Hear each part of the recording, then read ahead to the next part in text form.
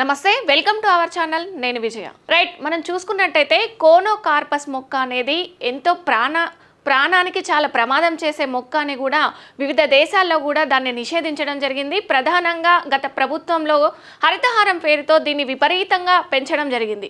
మన రాష్ట్రంలో అయితే ఎక్కడ చూసినా కానీ రోడ్ సైడ్ కానీ మధ్యలో పార్కులలో కానీ ఎక్కువగా ఈ కోనోకార్పస్ మొక్కని హరితహారం పేరుతో గత ప్రభుత్వం అయితే విపరీతంగా తీసుకొచ్చి కొన్ని కోట్లు వ్యయం చేసి కూడా విపరీతంగా ఈ చెట్లు నాటడం అయితే జరిగింది. ఇవి ప్రాణానికి చాలా ప్రమాదమని మరి అప్పుడు తెలుసో లేదో తెలియదు కానీ శాస్త్రవేత్తలు దీనిపై ఒక నివేదికనైతే విడుదల చేశారు. ఇది ప్రాణాలకు ఎంతో ప్రమాదం చేస్తుందని, ఇది కార్బన్ డైఆక్సైడ్ని పీల్చుకొని ఆక్సిజన్ని విడుదల చేయాల్సిన మొక్క కాదని, ఇది మనుషుల ప్రాణానికి శ్వాసకోశ సంబంధిత వ్యాధులను కలుగజేసే మొక్కగా దీన్ని గుర్తించారు. సో ఇది నిన్న జరిగిన అసెంబ్లీ సమావేశాల్లో అయితే వేముల ప్రశాంత్ రెడ్డి ఈ హరితహారానికి సంబంధించి కొన్ని వ్యాఖ్యలు అయితే చేశారు. ఒకసారి చూద్దాం. అది తెలంగాణ అసెంబ్లీలో ఆసక్తికర పరిణామం చోటు చేసుకుంది. గ్రీన్ కవరేజీని పెంచాలని, అడవులను పెంచాలని బీఆర్ఎస్ ఎమ్మెల్యే వేముల ప్రశాంత్ రెడ్డి అన్నారు. బీఆర్ఎస్ సహాయంలో కేసీఆర్ గొప్పగా హరితహారం కార్యక్రమాన్ని చేపట్టారని అన్నారు. 10 ఏళ్లలో 10,822 కోట్లు ఖర్చు చేసి 273 కోట్ల మొక్కలు నాటారని చెప్పారు. రైట్, చూసుకున్నట్టయితే గత బీఆర్ఎస్ ప్రభుత్వంలో కేసీఆర్ హరితహారం కార్యక్రమాన్ని చేపట్టారు. దానికి సంబంధించి 10,822 కోట్లు ఖర్చు చేసి కూడా 273 కోట్ల చెట్లు అయితే నాటారు. దీనికి ప్రధానంగా ఈ హరితహారానికి సంతోష్ కుమార్ అయితే వ్యవహరించారు. దీన్ని చూసుకున్నట్టయితే అదేవిధంగా నిన్న జరిగిన అసెంబ్లీ సమావేశంలో వేముల ప్రశాంత్ రెడ్డి అయితే అడవులను పెంచాలనే ఒక టాపిక్ అయితే తీసుకొచ్చారు. దానికి సంబంధించి కూడా చూడొచ్చు. ప్రతి గ్రామంలో నర్సరీలు, పల్లె వనాలు ఏర్పాటు చేశామన్నారు. కేసీఆర్ ఇచ్చిన హరితవారం వల్ల 7% గ్రీన్ కవరేజ్ పెరిగిందని అన్నారు. దీనిపై స్పందించిన స్పీకర్ గడ్డం ప్రసాద్ అయితే ఆసక్తికర వ్యాఖ్యలు అయితే చేశారు. దానికి సంబంధించి ఇక్కడ మనం చూడొచ్చు.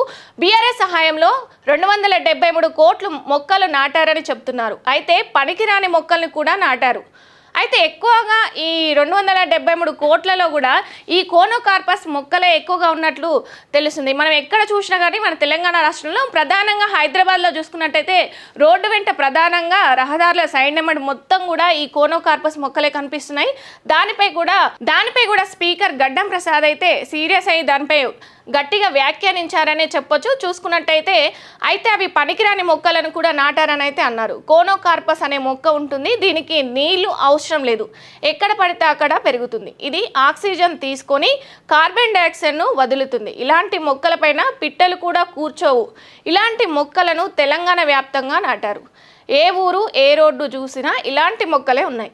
చూసుకున్నట్టయితే ఆ మొక్కలు అనేవి కార్బన్ డైఆక్సైడ్ని వదులుతాయి అన్నమాట. ఆక్సిజన్ని తీసుకొని కార్బన్ డైఆక్సైడ్ని వదులుతాయి. ఇవి మనకి ప్రధానంగా మనుషులకి శ్వాసకోశ సంబంధిత వ్యాధులను కలుగజేస్తాయి. అలాంటి మొక్కల్ని ఎందుకు నాటారంటూ కూడా స్పీకర్ అయితే దీనిపై సీరియస్ అయినట్టు తెలుస్తుంది. అదేవిధంగా అవి పిట్టలు కూడా వాళ్లడానికి ఇష్టపడవంట. సో అవి ఏ విధంగా చూసుకున్నా ప్రమాదం కలిగిస్తాయి. అయితే అదేవిధంగా వివిధ దేశాల్లో కూడా ఈ మొక్కలను అయితే బ్యాన్ చేశారు. రీసెంట్గా చూసుకుంటే పవన్ కళ్యాణ్ కూడా ఈ కోనోకార్పస్ మొక్కలపై అయితే కొంత స్పందించారు.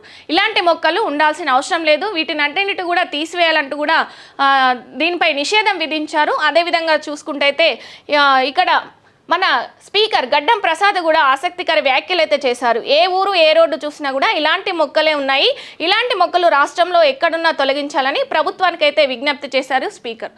అయితే చూసుకున్నట్టయితే అవి ప్రాణాంతకమని కూడా గమనించి, అయితే అవి ఏ విధంగా చూసుకున్నా కూడా మనుషులకు ప్రాణాంతకమని గమనించి వాటిని కూడా తీసివేయాలని గత ప్రభుత్వంలో వీటిని ప్రధానంగా ఎక్కువ మన హైదరాబాద్లో చూసుకున్నా కానీ పల్లె వనాలు, నర్సరీలు అని కూడా ఊర్లలో కూడా వీటిని పెంచడం జరిగింది. ఇవి చూడడానికి గ్రీన్గా ఉన్నా కానీ ఎలాంటి ఉపయోగం లేదు. వీటి వల్ల ప్రమాదము చోటు చేసుకునే అవకాశాలు ఎక్కువగా కనిపిస్తున్నాయి. సో దీనికి సంబంధించి స్పీకర్ అయితే దీనిపై ఒక విజ్ఞప్తిని ప్రభుత్వానికి ఇచ్చినట్టు తెలుస్తుంది. ఇలాంటి మొక్కలను నాటాల్సిన అవసరం లేదు, ఇక ఉన్న మొక్కలు కూడా తీసివేయాలంటూ కూడా విజ్ఞప్తి చేసినట్టు తెలుస్తుంది. మరిన్ని అప్డేట్ కోసం చూస్తూనే ఉండండి మా ఛానల్ని, అలాగే సబ్స్క్రైబ్ చేసుకోండి. మన కర్నూలు నగరంలో top class and richest villas project Anantha film Nagar. ఇది కేఎంసీ లిమిట్స్ లో వెంకటరమణ కాలనీకి కేవలం 2.5 కిలోమీటర్లకు దగ్గరగా 40 ఎకరాలలో top class club house and resort with big size swimming pool, ఇలాంటి ఎంతో అద్భుతమైన డెవలప్మెంట్స్ తో అనంత ఫిల్మ్ నగర్. వెంటనే సంప్రదించగలరు.